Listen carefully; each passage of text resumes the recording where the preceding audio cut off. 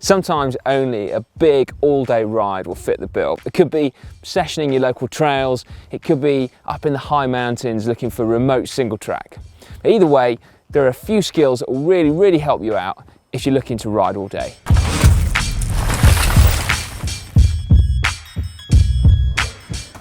Simple sugars like energy gels and sweets are really good for that instant hit. You're going to need more complex carbs and healthy fats for that sustained energy. Water, obviously super important as well. Really, it's all about drinking to thirst. There's no real rules for that.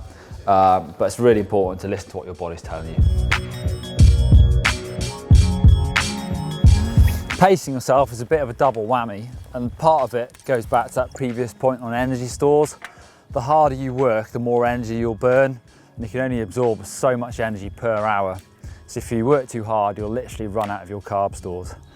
Try and pace yourself so you can ride a consistent speed all day, and a heart rate monitor is actually a really good gadget for that, so you can check that you're not going out too hard too soon.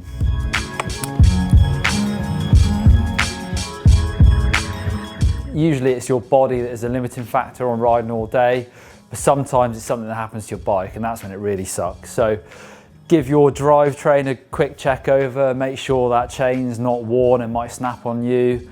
Check your shocks and pivots and tyres, make sure they're clear of any nicks or cuts or anything like that. Obviously anything can happen on long rides, you're going to need to take some spares with you. Just like your bike, you should also put some careful thought into your clothing if you're going to ride all day. The longer you ride for, the less comfortable you're going to be, and that means everything from sitting in the saddle, so it's essential to always have a really good quality pair of padded shorts, to also getting damp with sweat, so it's essential that you wear a top that wicks moisture away from your skin to try and keep it as dry as possible. And it's also relevant for your pads and your full face helmet if you wear them. Now, riding all day doesn't mean that you have to ditch your protective kit, but you should think about the kind of riding that you're doing and how much of this kind of stuff you're really going to need. Because although you always need a helmet, a lot of this stuff can be taken on and off as and when you need it. And then that not only refers to descending, but also climbing as well. If you're about to set off on a monster climb to get to the best trails, then you need to dress for the climb, then with enough kit in your bag so that you're ready for the conditions at the top. So, for example, you might want to stash a jacket in there and your pads in there so that when you summit the climb, you've got them there ready for the descent. The key to staying comfortable is to stay dry and the right temperature. So for that, like I said, you need to be wearing wicking clothes and having enough layers to keep you cool. Finally, don't ask too much of your body. If you push yourself too hard on a big ride, it's going to be uncomfortable, but it can also be plain dangerous. So if you've got a big ride in mind, just break yourself in with a few hours in the saddle, a few smaller rides, get used to it. Remember, the fitter you are, the more fun it's going to be, and also, pretty obvious, the further you can go.